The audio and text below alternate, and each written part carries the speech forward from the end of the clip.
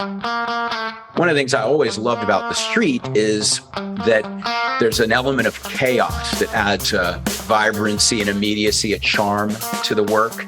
And having a little bit of that in work that's going into a gallery that's controlled, that doesn't have the benefit of being out in the wild, was something that I was excited about.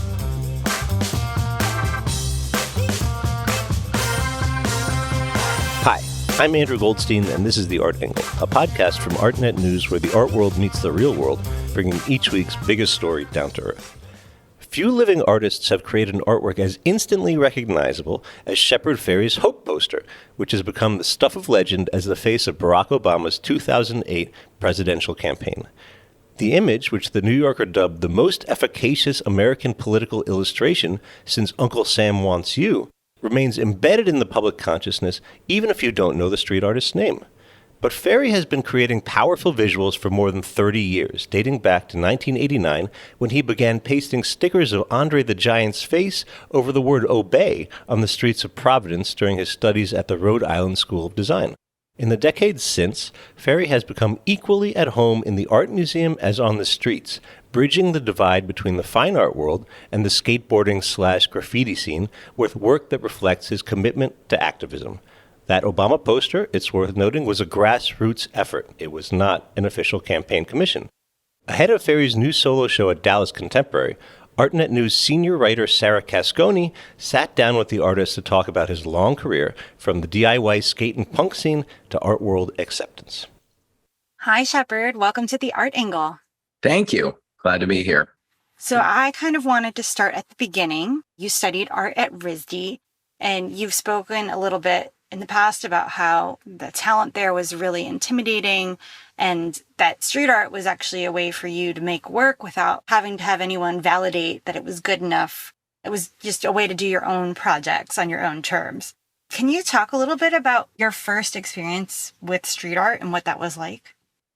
Well, I was into skateboarding and punk rock, and there was a sort of street level DIY promotional thing that went with that. So I was into making homemade stickers and homemade t-shirts, but I wouldn't really characterize that as street art. Later on, when I was working at a skate shop the summer after my freshman year at the Rhode Island School of Design, I made this Andre the Giant Has a Posse sticker kind of as an inside joke with a friend when I was trying to teach him how to make stencils. But that quickly turned into an obsession because I made a few stickers, gave them to people, and then other people started coming up to me and saying, hey, I've seen some of those stickers around. Where can I get some? It was like a underground secret handshake. And then I thought about the control of public space, the imagery you see in public space. And I had stumbled onto something that made me want to do street art because I liked the reactions it was creating. I liked that it was making people question the nature of imagery in public space. So I guess my first experience was accidentally empowering. So you had this early work as a street artist. People were catching wind of it. People were excited about it in the local community, and it was spreading, but it wasn't really exactly paying the bills. So I know you did a lot of work as more commercial graphic design, including like the Elefunk album cover art for the Black Eyed Peas. And those were things that maybe you weren't very excited about doing, but did pay the bills. So I wonder, what was it like trying to make a living as an artist coming out of school in the early 90s? And when did you kind of start to feel secure in your profession financially? Yeah, financial security was very gradual. And I'd say that by most people's standards, I was completely failing for the first 10 years of my career. But my initial idea was that I would open a screen printing studio and have the opportunity to do contract printing work for bands and restaurants and whoever else. And I ended up doing a lot of that. And most of it was not work that I found fulfilling, except for occasionally I'd get to do Sonic Youth stickers for a tour or something like that. Then I also was able to have that equipment there to use for my own art, my own screen prints, my own t-shirts that I made. I had decided that I wanted to do a clothing line because that was the most accessible art that most of my friends were into coming out of skateboarding and punk rock and hip hop. The t-shirt was the utilitarian canvas. But that business failed. I was not skilled enough in business. So then I pivoted to doing graphic design and had to do graphic design for plenty of companies that I didn't have an emotional connection to, but I didn't have an ethical conflict with. I turned down a lot of work from people like Camel Cigarettes and Hummer cars, just because I didn't want to support those brands. But I did stuff for Mountain Dew, for the Black Eyed Peas, for plenty of different things.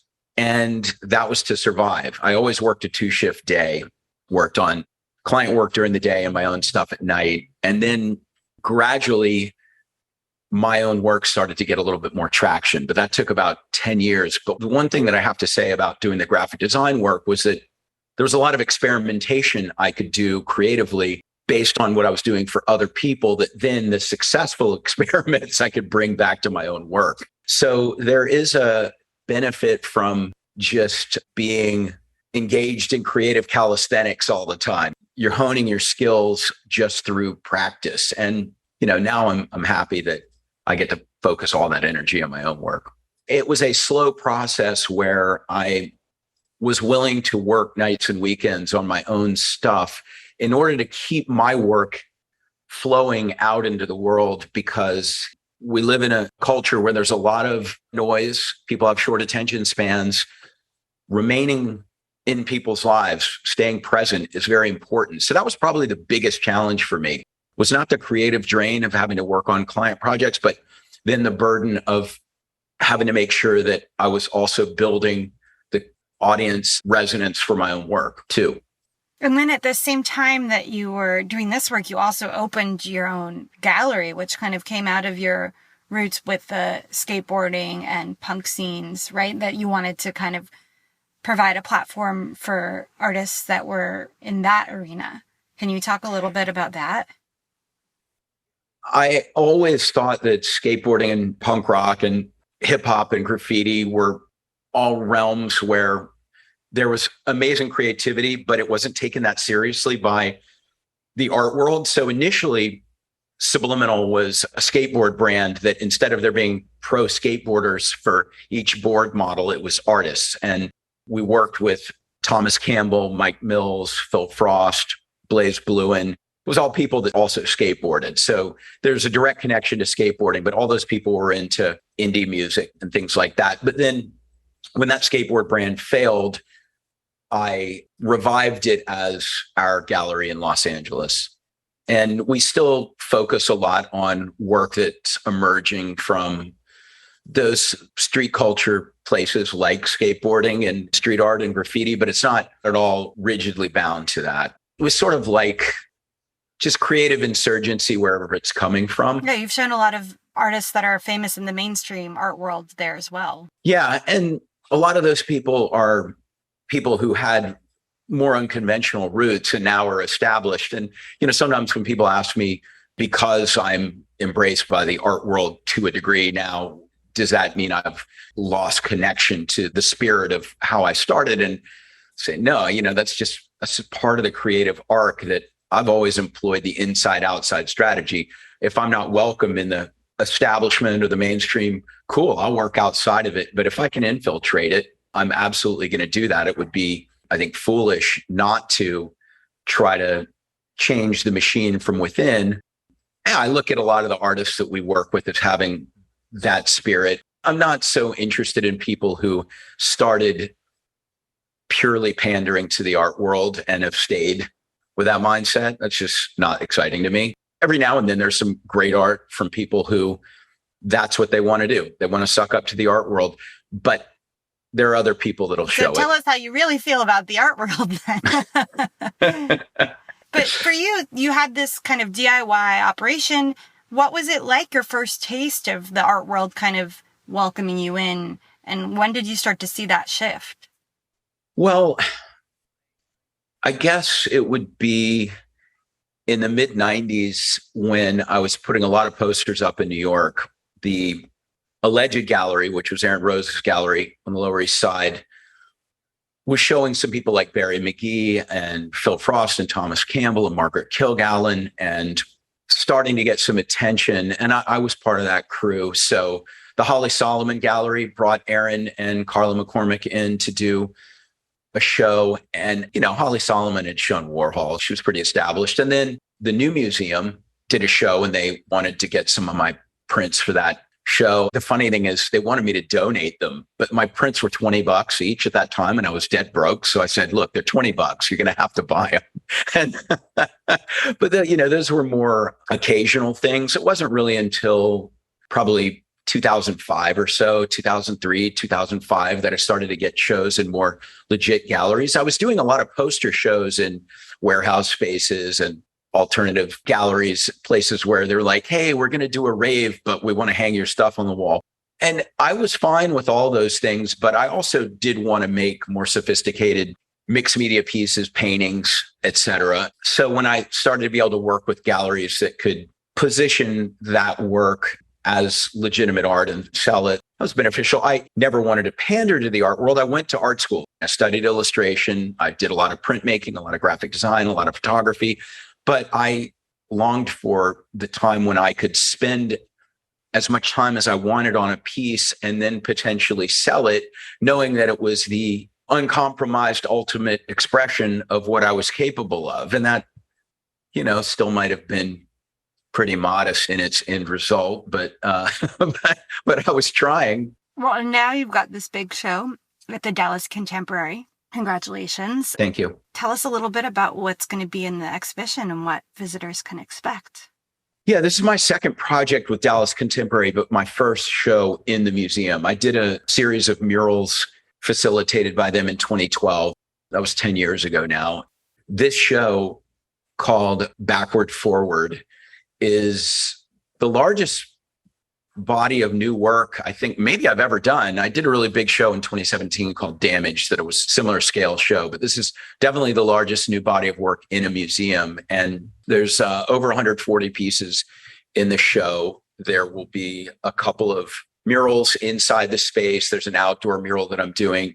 And the show is focused on all the themes that I'm usually doing, that I've become known for: environmental destruction, disinformation, racism, sexism, xenophobia, the need for gender equality, gun violence.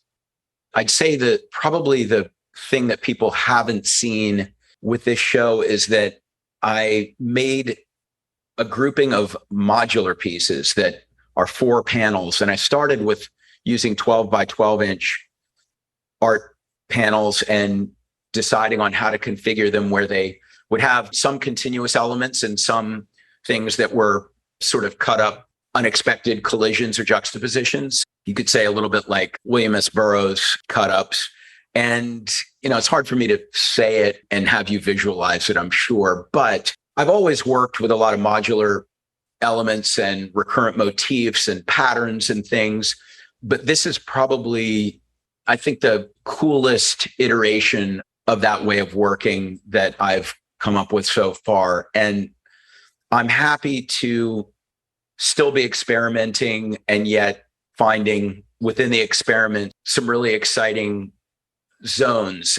My work's always been about an evolution and a progression, but with a recognizable thread to the older work. And I think anyone that sees this show would recognize my style, but there's some things going on that people might not expect. And funny enough, because this is all analog work, is that it was in part inspired by a generative NFT project that I did. It was called Degenerate, Regenerate.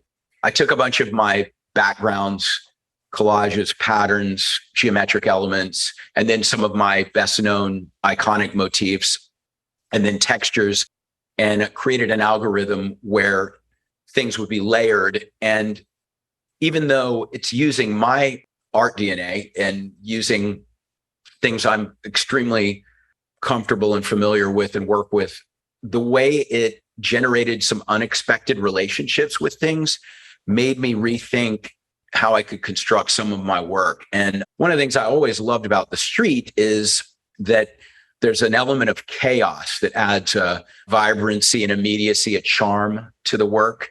And having a little bit of that in work that's going into a gallery that's controlled, that doesn't have the benefit of being out in the wild, was something that I was excited about. And I think that a lot of my work is, it's very direct in the ideas, even if there's some layers to the message and to the humor. It's not all completely didactic, but a lot of it is fairly direct. But I think people enjoy finding connections to things. And, if you look at all the numerology conspiracy theorists, we know that there's a lot of people that like finding connections even when they're not there. But the beauty of latitude for interpretation is something, and people making connections between things is, I think that's something that's really rich in this body of work.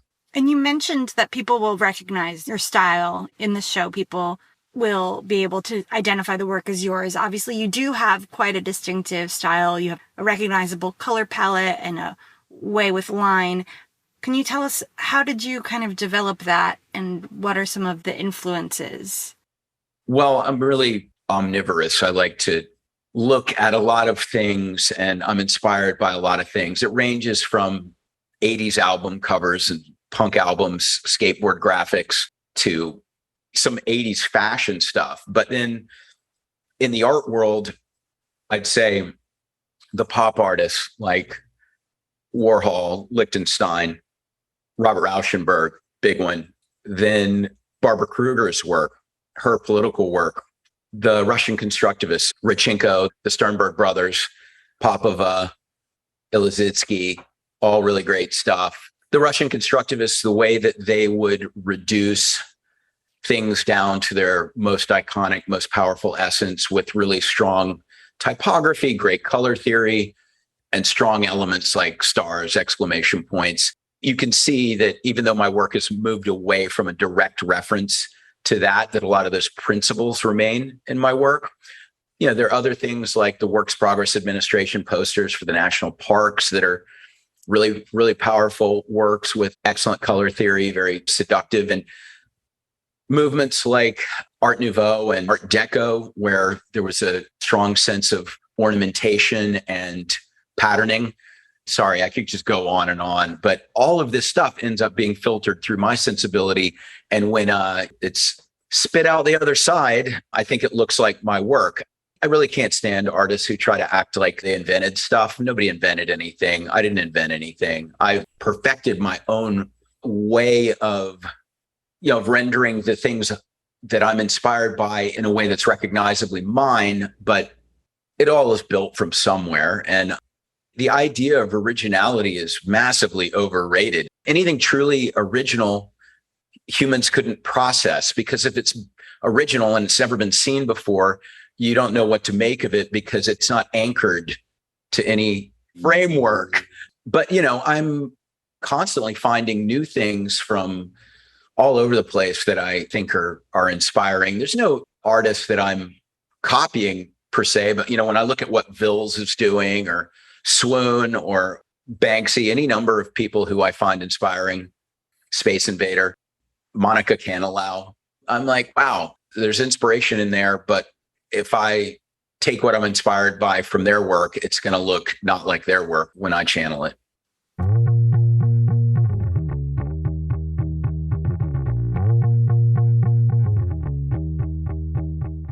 Speaking of originality, I wanted to ask you about your approach to subject matter and imagery that you are incorporating into your work, because right now there's a big case coming before the Supreme Court about an Andy Warhol work that's based on a photograph of Prince, and whether or not that work is fair use. And you, of course, have come up against the issue of fair use in your own career, specifically with your famous Obama poster.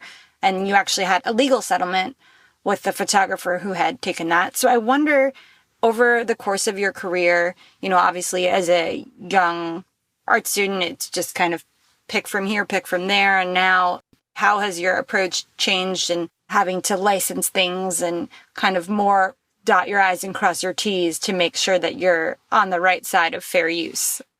I'm a big believer in the legitimacy of remix. I mean, Public Enemy's my all-time favorite hip hop group, but after the lawsuit with the Associated Press over the Obama poster, I have been more careful. And even prior to that, I often collaborated with photographers. My process is mixed. I'm sometimes shooting my own photographs. I'm sometimes using multiple historical references as the basis for an illustration, but in the end, it doesn't look like any one reference. Other times I'm licensing things from photo stock sites, and that's a way to protect myself. All of these different things are part of me illustrating in a style that looks like mine. I believe that Warhol's work is, for the most part, fair use, but it's actually less transformative because he's just half-toning a photograph. Like, I completely re-illustrate everything that I do. So it was very frustrating for me to be in that lawsuit with the Associated Press when I made an original illustration based on a photograph, and the different tenets of fair use, if it's transformative visually, conceptually, if it's not primarily based on commerce, but based on political speech. I felt like that image satisfied all those things. But that's the problem when you're dealing with powerful corporations and they can hire lawyers. They want to actually redefine what's fair use to benefit them. So I don't want to be in the crosshairs like that. So I'm always trying to protect myself. But at the same time, I'm always trying to advocate for a younger artist with fewer resources to have more latitude. And are you looking to this Supreme Court verdict? Are you worried about it in any way? Because I think it really could change the field of fair use. And I know that there are people on both sides that feel super passionately like that this is a real opportunity to protect original artist creations, or that this is going to chill creative expression. I've heard extremely passionate voices on both sides, and I'm so curious to see how it's going to go. I'm not particularly worried about it for myself because the way I work now, I'm very insulated from something happening like what's happening to the Warhol estate. I think that the better way to go for Warhol at that time would have been to just set up a mutually beneficial deal with Lynn Goldsmith. I do that with photographers all the time. I don't want anyone to feel like I've taken advantage of them. Just like when I see bootlegs of my stuff that are exact replicas of something I've made, I'm bummed. But when I see something that's somebody's taken what I do and made something transformative that adds to the cultural conversation, I'm cool with that. But where that line is quite debatable. So I would like to see the case probably go to Warhol's favor, but at the same time, it's tricky. It's in a gray area. And I think if people were just better to each other and communicated better and were like, this is fair, these things could be avoided. But one of the things I think that's important, though, and it's a point I've made before, is that sometimes in making political art, using something that's pre-existing as a point of reference is essential. And if it's a critique, the people who created the thing that's being referenced may not like that idea, yet, should they be able to stop that bit of creative political expression from happening, because it's an important part of the social conversation, not just something that's about selling precious things in the art world. But on the other side of the Obama poster, I wanted to ask you how you kind of feel about the political situation now versus back then, creating that not as a commission for the campaign, but out of a genuine sense of optimism that Obama had the potential to engender a positive, progressive change for the nation. Now, looking ahead to a potential Trump campaign in 2024, how do you feel about the state of the world and the ability of art to kind of promote social change, art as a tool for activism? Of course, I feel really strongly about it. I feel like it's always got the potential to make a difference. I'd like to see more artists commenting on what's going on. I mean, I'm very concerned about the undermining of truth and democracy. When you look at the corrosive effect that Trump had on our politics, it's profound and terrifying. The voter suppression tactics, the idea of having election deniers running for state offices and frequently for things like attorney general, where they would be getting to decide whether elections were legitimate, and they likely would say they weren't legitimate if they didn't like the result. This is getting into really dangerous territory when it comes to the survival of democracy. So I'm making work about a lot of things that I care about, but that generally need a functioning democracy with people who care about those issues to be able to put people in office who will do something about those issues as just a like ground floor concept. So it's rough right now. And the fact that a lot of people don't seem to really understand how serious it is or care is really horrifying. I know that politics are frequently unsexy and kept complicated for a lot of people so that they won't want to participate. Of course, I'm a progressive. I'm a Democrat, even though I don't always agree with everything the Democrats do. You know, I see how the influence of big business, corporations, special interests mean that on both sides, their democracy is corrupted, but especially the Republicans don't want campaign finance reform, and they don't want accountability to anyone other than the richest people and the richest corporations. And the fact that more of the public doesn't see that and find it to be a major problem is really frightening to me. Well, something you just said kind of echoed something you said the first time that we ever met. I interviewed you back in 2017, and you said artists need to find some courage to make work about these issues. And in the New York Times, I read an article that was about how almost no museums have work that deals with the issue of abortion. How do you make work that feels sincere, that can resonate with people, but doesn't feel like you're campaigning or politicking? It's subjective how people see it. I have to say that a piece like Barbara Kruger's Your Body is a Battleground is pretty direct about reproductive rights, and yet is a beautiful and powerful image with language that really makes you think. And I'd like to see more of that. I don't think that it has to be binary, that, you know, you're either doing something that's got beauty and poetry, or you're doing something that says how you really feel. I think you can combine the two. And, you know, maybe it's not always easy, but what I'm trying to do with a lot of my newer work is combine things that I think have a traditional beauty and symbolism: flowers, waves, clouds, doves, decorative patterns, but mixed with things that are very critical of the stranglehold the fossil fuel industry has. Or I'll make a mandala out of gun parts that's very beautiful and zen and about harmony at a distance. And you get up close to it and realize that it's made out of gun parts. It's jarring. I like the idea of things having that dichotomy and things being revealed upon closer inspection. I think that that allows the viewer to process it on their own terms. You know, what I might make for a rally that an activist is going to hold up as a sign might be different than what I would do as a fine art piece in a museum. But sometimes there's some overlap, and everybody's got to do what feels right to them. But what I've realized as I've matured, I guess, when people feel attacked, they don't generally change their mind on anything. So leaving some space for self-reflection in art and not just making it about tribalism, you know, and attacking people you disagree with, I think is more helpful. And I think among all living artists, you're kind of in a unique position that you were going viral before there was even really a term for that. And you've done it on multiple occasions with the Andre the Giant, which became Obey Giant, and with the Obama poster, with your We the People posters for the Women's March. You've had these images that really have like struck the zeitgeist and had these big moments. What do you think has allowed you to replicate that success over a more than 3-decade career? And do you ever feel pressure to kind of serve up the next big thing?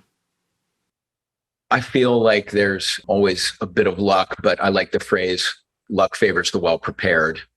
I'm always trying to look at what the needs of the moment are, but also as human beings, I think we repeat the same mistakes and have the same issues. So finding a way to combine being timely and timeless is something I'm striving for. I'm not always pulling it off. And also understanding that something has to be memorable. or people just move on. They don't care. So in the spectrum of the immediacy of an international symbol, but it's incredibly bland and generic, and then something that's layered and sophisticated and deep, I'm probably 3/4 of the way towards the international symbol, but having things have enough personality and yet enough universality is what I'm striving for. You never know exactly where the wave's going to be cresting. And I think to try to second guess that and not just go with your instincts in general is really paralyzing and not fruitful anyway. It's anxiety inducing. And it was funny because nobody seemed to care much about what I was doing other than a few peers and hipsters prior to the Obama poster. Then all of a sudden, the people that consider themselves as cultural gatekeepers and people who want to consult you on your next move, they just were coming out of the woodwork saying like, oh, yeah. And this is what you should do for the next thing. Or what are you going to do for the next thing? And I just realized, wow, it's such a machine based on trying to anticipate or manufacture the next cultural moment. And God, it's exhausting. In some ways, the pursuit of spectacle is not harmoniously aligned with the pursuit of good art. It just happens sometimes, but I find the people that are desperate for attention, trying to do the thing that will stand out and go viral, I find them really tedious. That's fair. Yeah, it can be a bit much. Everybody's looking for their 15 minutes. Banksy made a great piece that one day everyone will be anonymous for 15 minutes. That was prescient. He did that in 2006. One other thing that I wanted to touch on was in that prior interview I mentioned, you had also told me that you had been used to being told that your art was part of the evidence of a neighborhood in decline. And then all of a sudden you were being told, oh, actually, you're a gentrifier. So I wanted to get your thoughts on how the role of street art has changed over the course of your career and what you see as kind of both the upside and the downside of how that's evolved.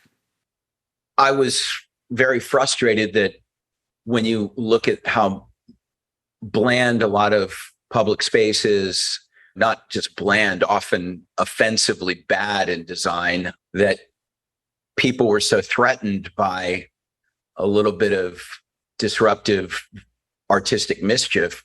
And I'm happy that a lot of people want to see street art and murals.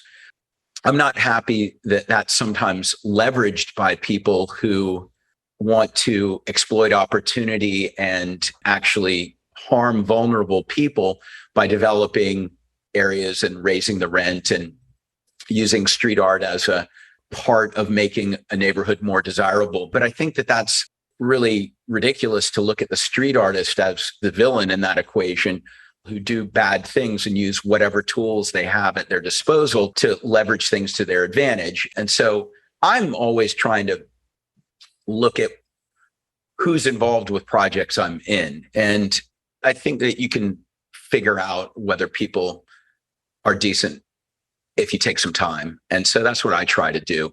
But, what I think is exciting is that there are a lot of beautiful murals going up in places where that wouldn't have been welcome 10 years ago. And everything that's happened for me in terms of legal opportunities is because I had the courage to do things when it wasn't legal also, but that resulted in a lot of arrests. And I'm very happy for a younger artist that doesn't have to get beaten up by the cops and arrested a bunch of times in order to find opportunities on the street. I still think that there's something great about breaking the rules, bending the rules, but not just for the sake of it, to demonstrate that some rules are only set up to benefit people in power or the super wealthy, and they deserve to be broken. And then other rules are more legitimate. That's all a case-by-case basis. But yeah, I just want to see more art in public spaces. I want art to be more democratic. You know that about me. I really want art to be accessible. When people talk about street art as some sort of movement like pop art, I don't really see it in the same way, other than I think there's a generous spirit to people who want to share their art in the public, but also are talented enough to make good paintings that will end up in a gallery. These are just two different facets of practice of somebody who has enough talent to work in multiple contexts. Doing work on the street isn't some sort of rigid, rule-laden orthodoxy, in my opinion. It's just, hey, I didn't have really any other opportunity to connect my work with people except on the street. Now I have other options. I still use the street. I use a bunch of other things, but all the options I use are fueled by my idea of art being accessible and democratic. And so street art is a great way to put art in front of people that don't go to galleries and museums. And I'm 100% for that, even though I would prefer if artists were a little bit more discriminating about who they partner with, because the people they partner with might not always be doing the humane, just things I'd like to see. Well, I think that might be a good note on which to end. I wish you all the best of luck installing the show and having a wonderful opening. Thank you so much, Shepard. It's always a pleasure. Yeah, you too, Sarah. Good to see you. That's it for this week's episode of The Art Angle. If you like what you heard, you can subscribe to the show on Apple Podcasts, Spotify, or wherever else you get your podcasts. Also, take a moment to rate and review us. It will help other listeners discover what we're doing. The Art Angle is produced by Sonia Manley, Tim Schneider, and Caroline Goldstein. Thanks for listening, and see you next week.